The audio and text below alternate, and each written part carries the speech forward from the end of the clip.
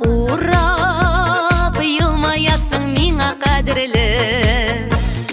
Senin üçün suyutlarının dirlep yanğanına girirmin.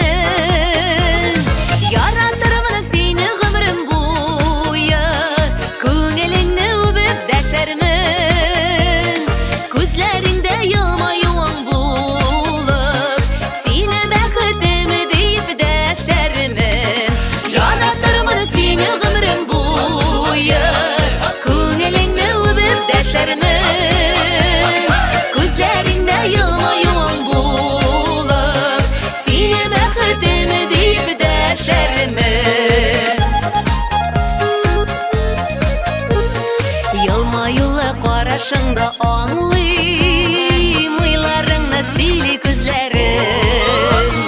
Жырларымда тыңлап ишетүрсің сиңа бағышлана сүзләрің. Яратырмын сені гомрем буе, күңелеңне үбеп дәшәрмен.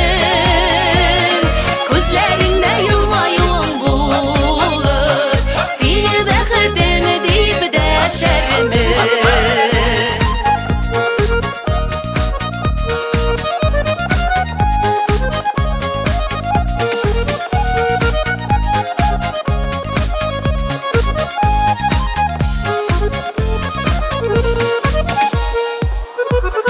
Yılmayулы қарашыңда аңлыйм уйларыңны сөйле күзләрің.